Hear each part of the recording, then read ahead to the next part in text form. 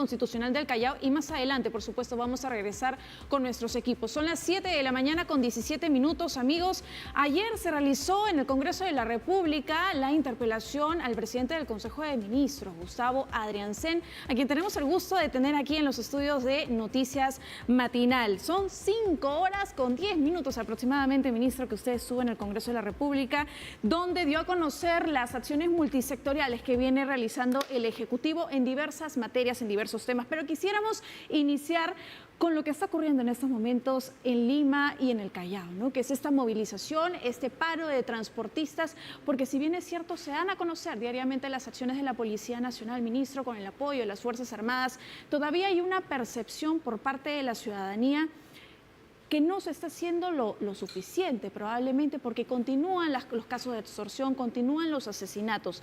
¿Qué decirle a toda la ciudadanía con respecto a este tema, sobre todo a los conductores, que son los más afectados en este momento?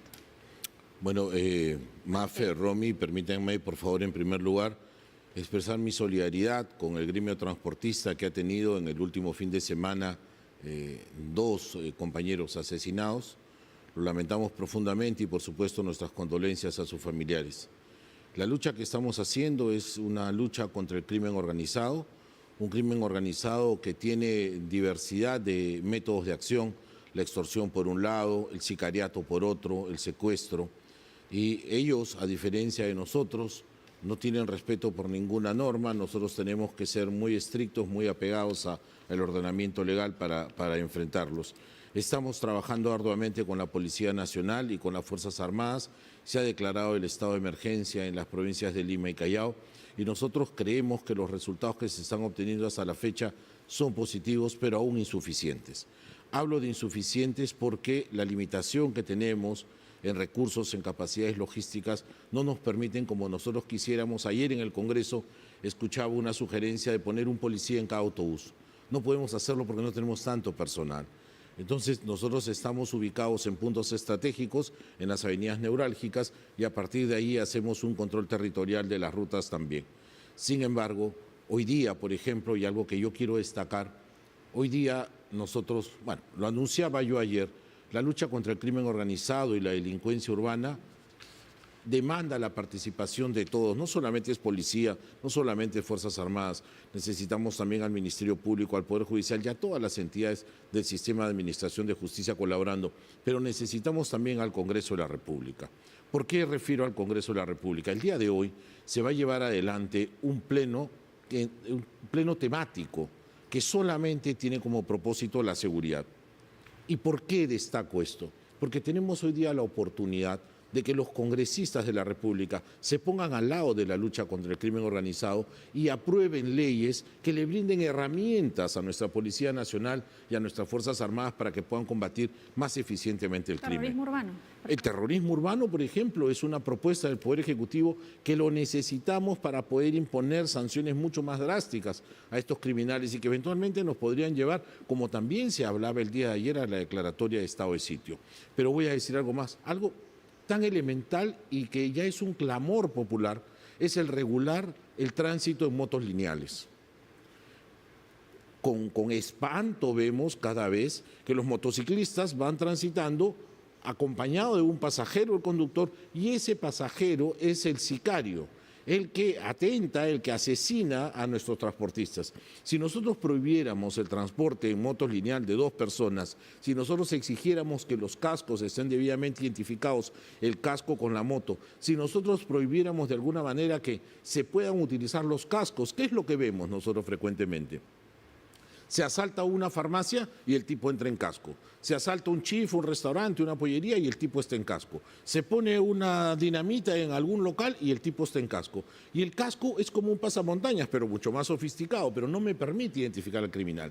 Entonces, esto solamente por poner una perla, dentro de un ordenamiento legal que es necesario se apruebe desde el Congreso de la República, repito, para dar herramientas legales a nuestras Fuerzas Armadas y a la Policía Nacional para que puedan combatir más eficientemente el crimen. Ahora, y para hoy, ministro, ya en reuniones anteriores se había reunido el Ministerio del Interior, sí, el ministro del Interior con el gremio de transportes, colegios. Sin embargo, al parecer, pues, algo no está de repente concretándose de la mejor manera. ¿Qué se puede anunciar para hoy, para este gremio de transportes, en respuesta a la paralización que se está cumpliendo? Mire, yo lo que estoy en condiciones de informar es que vamos a seguir redoblando el trabajo que estamos haciendo.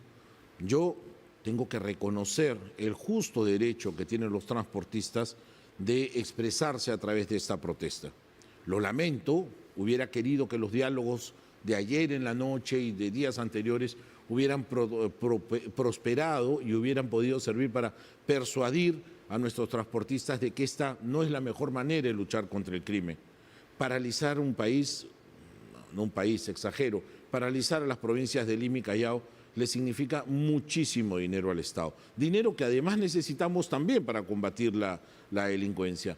Entonces, comprendiendo y solidarizándome como ya lo hice, no dejo de creer también que esta medida debe tener un carácter excepcional y cuando no hasta único.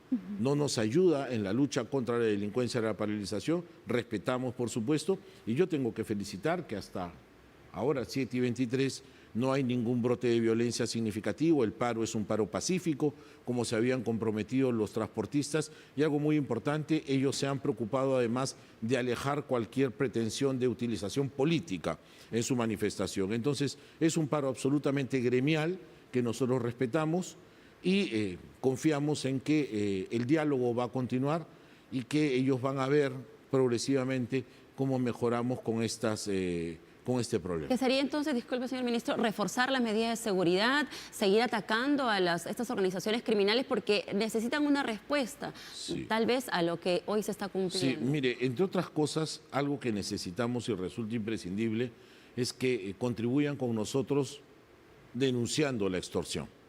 Entonces, allí también ese es un punto de partida. Mucho de lo que sucede, la policía no tiene conocimiento porque el transportista extorsionado prefiere por su seguridad no denunciar. Entonces, si nosotros no tenemos información cierta de la denuncia, cómo provino, quién la está organizando, difícilmente podríamos ayudar en el silencio. Lo que vamos a hacer nosotros es fortalecer, por ejemplo, la capacidad de vigilancia. Queremos en las rutas establecer cámaras dinámicas conectadas con la Policía Nacional para ver cómo se pueden movilizar estas acciones. La Policía Nacional está en la búsqueda de los autores del crimen del fin de semana y yo creo que pronto vamos a tener buenas noticias al respecto. Ministro, el estado de emergencia. En aproximadamente 8 días estaría culminando este periodo de declaratoria de emergencia tanto para Lima como para el Callao. ¿Se está evaluando extenderlo? ¿Se van a endurecer las medidas? A ver, nosotros estamos en una evaluación día a día.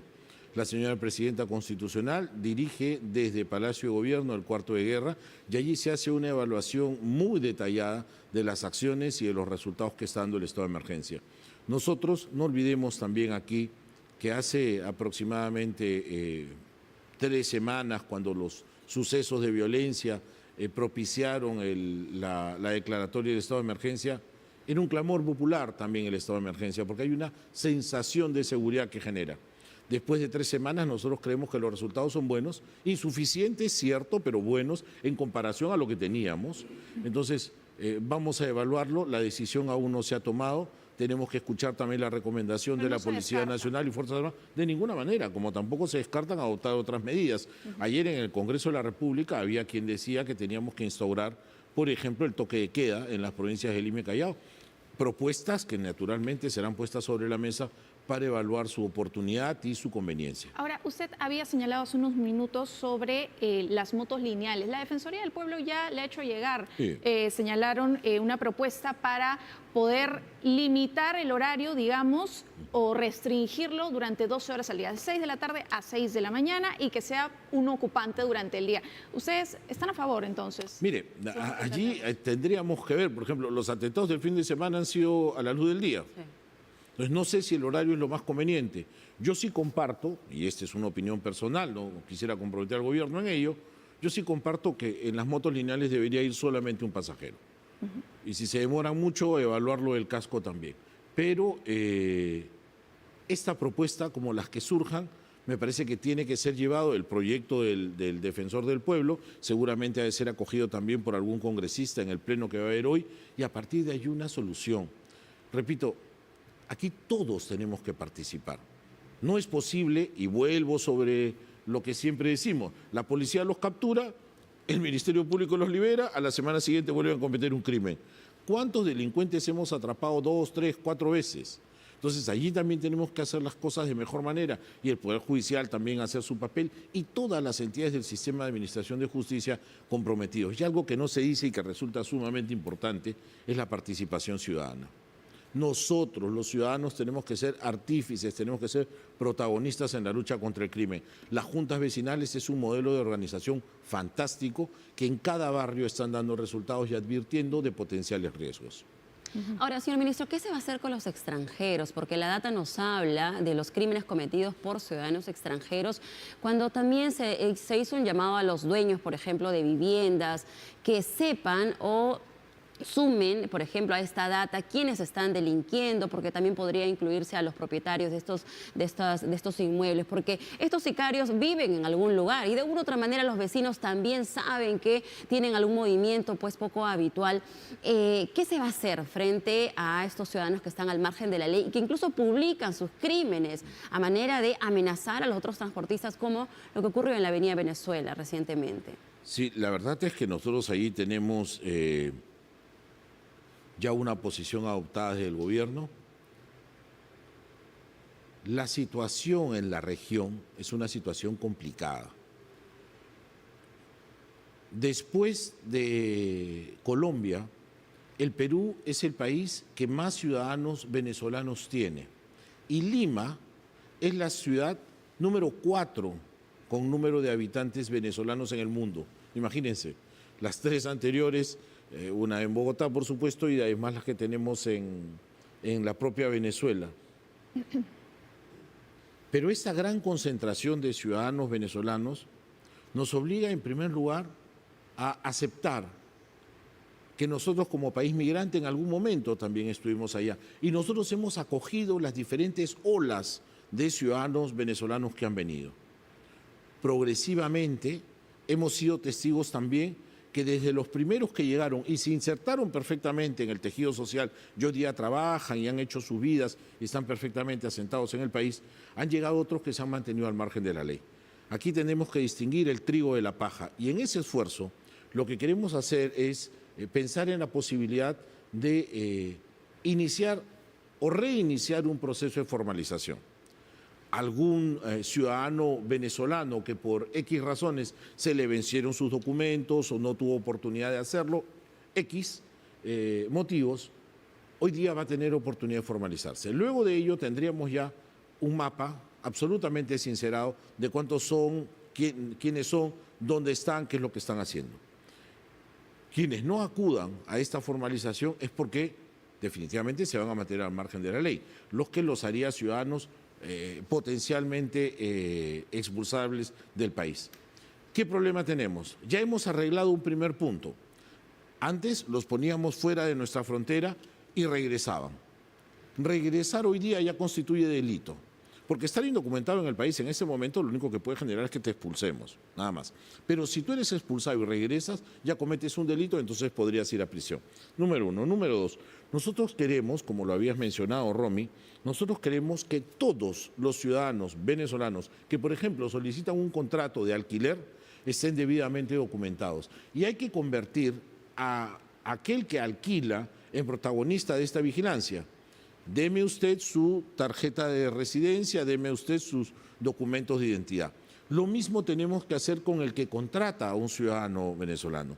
Y lo mismo tenemos que hacer con un sistema que nos permita verificar, por ejemplo, dónde van los dineros, producto de la extorsión, por ejemplo. Dicen que se cobran miles de soles. Muy bien, ¿qué se hace con ese dinero? ¿Se está enviando a Venezuela? ¿Qué recursos se están utilizando? ¿Qué vías se están utilizando? ¿Agencias bancarias o alguna otra? Nosotros lo que queremos además es tener una vigilancia más estricta.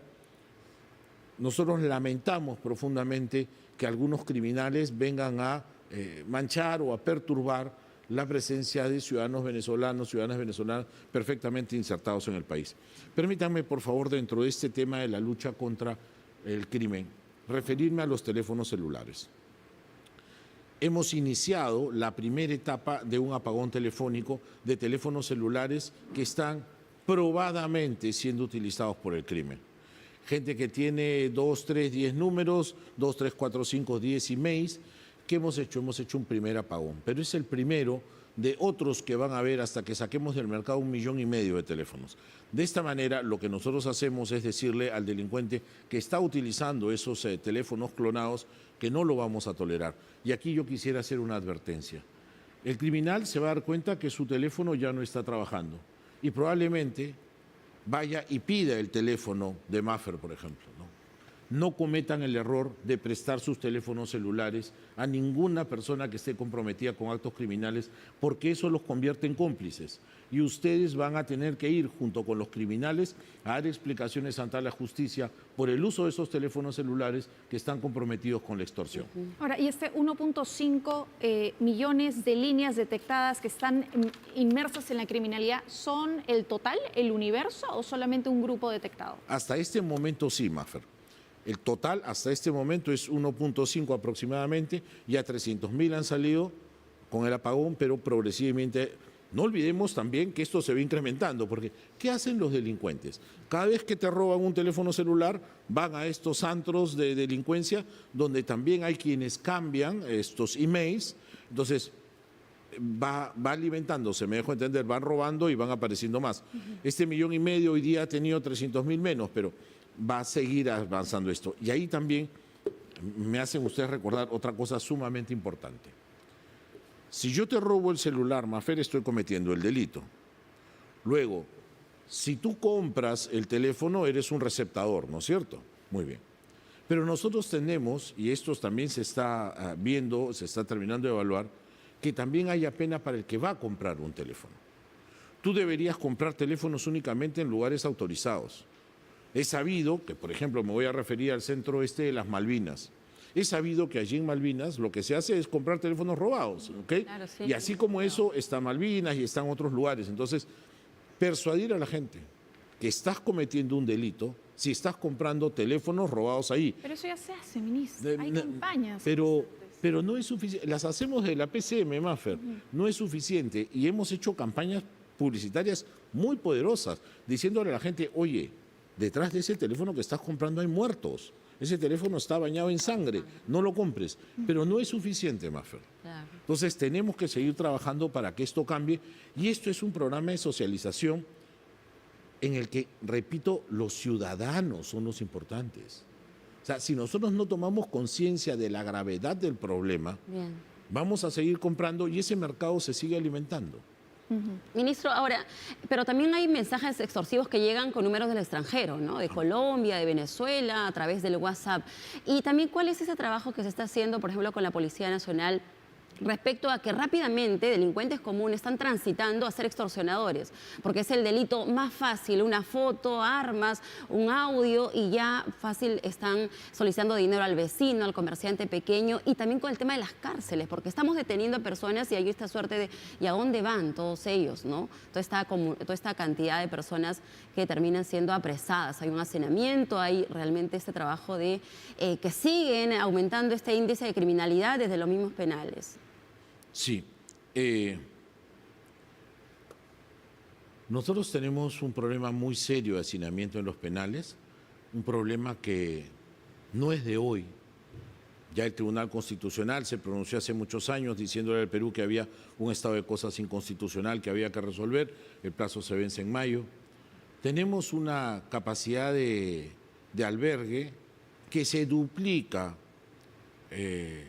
la capacidad de internos que tenemos. O sea, hay el doble de internos versus la capacidad de albergue. Y aquí tenemos un problema muy serio, Romy. Queremos construir más prisiones. Y la pregunta es, ¿y dónde las vamos a poner?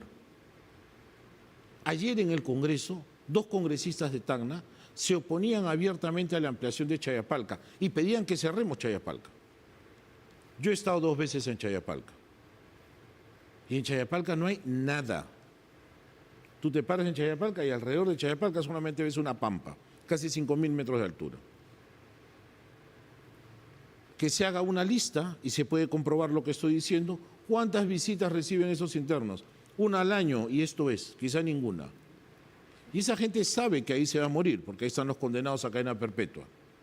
Te digo, ¿Cómo vamos a hacer más penales si cuando quieres poner un penal en un distrito el alcalde se opone?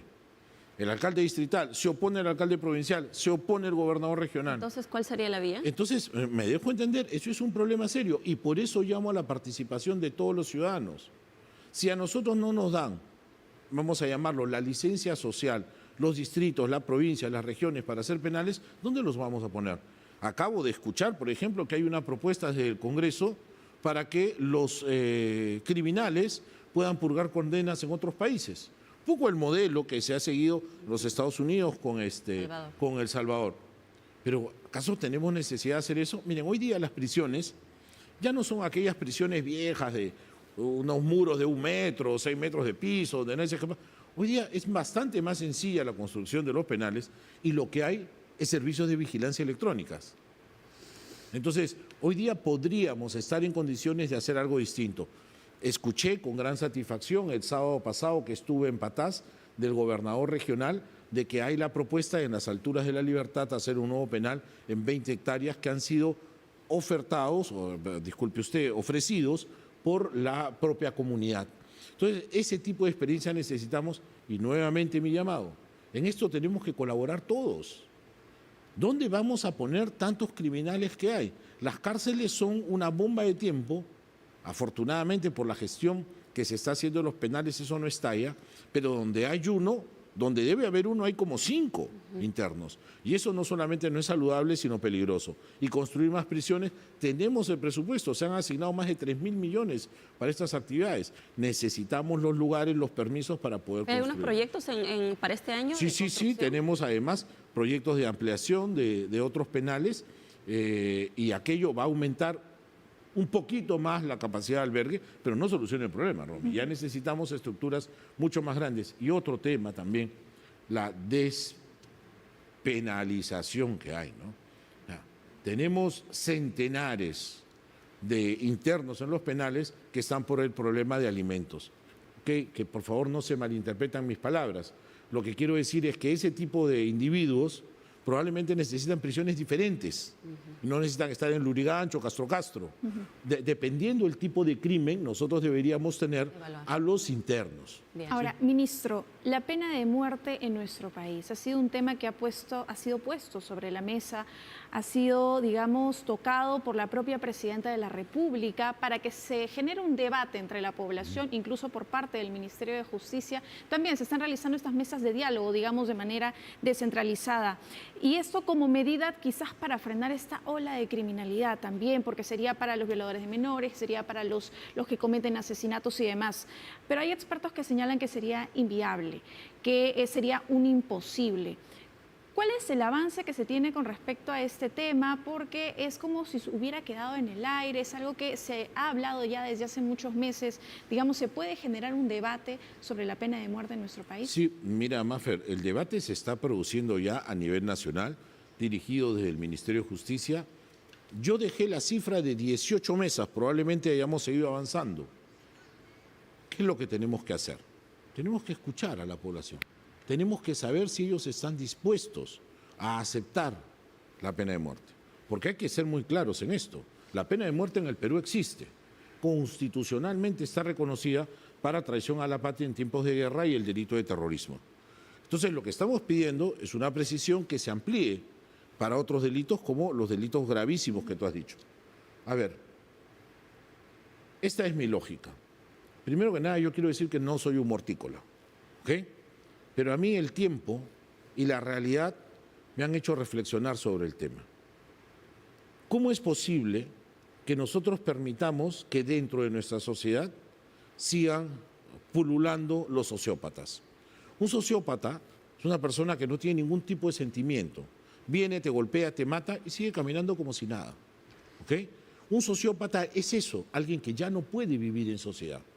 Por eso pueden secuestrar a una niña, violarla, asesinarla y pretender desaparecer su cuerpo. Y viven como si nada. Ni siquiera tienen conciencia ni remordimiento de lo que han hecho. Ese sociópata es un irrecuperable. Y la pena, en derecho penal, la pena tiene como propósito además la resocialización. Trabajar para que tú te puedas reinsertar en la sociedad. Y en el caso de estos individuos, de los sociópatas, eso está probadamente como algo imposible. Entonces, ese individuo es hasta cruel mantenerlo en prisión. Y frente a situaciones como estas, extremas, es que se está presentando la propuesta de incluir estos gravísimos delitos dentro de la figura de la pena de muerte. ¿Que hay que trabajarlo? Sí, hay que seguir discutiendo. ¿Que hay que hacer modificaciones a los compromisos internacionales que tenemos? Sí, pues tendríamos que hacerlo. Pero tampoco es un tema que debemos descartar en un escenario como el que estamos viviendo, ¿no? Ministro, disculpe, y en esa línea de aprobarse en el Congreso lo que es este proyecto de lo que es el terrorismo urbano, ¿sí podría aplicarse pena de muerte que se considera el terrorismo también? Nosotros tendríamos que hacer una interpretación, Romy, que permitiría hacer que esta nueva tipificación del delito urbano esté precisamente comprendida dentro de los alcances de la pena de muerte que prevé la Constitución para estos casos. Bien. Ministro, ha sido muy amable. El Gracias. tiempo lamentablemente nos quedó corto. Esperamos tenerlo nuevamente aquí en los estudios de Noticias Matinales. Estuvo con nosotros el presidente del Consejo de Ministros, Gustavo Adriancena, hablándonos sobre diversos temas, sobre todo la inseguridad ciudadana que está azotando nuestro país. Son las 7 de la mañana con 43 minutos, amigos. Nos vamos a una pausa. Claro que sí, ministro, muchísimas gracias.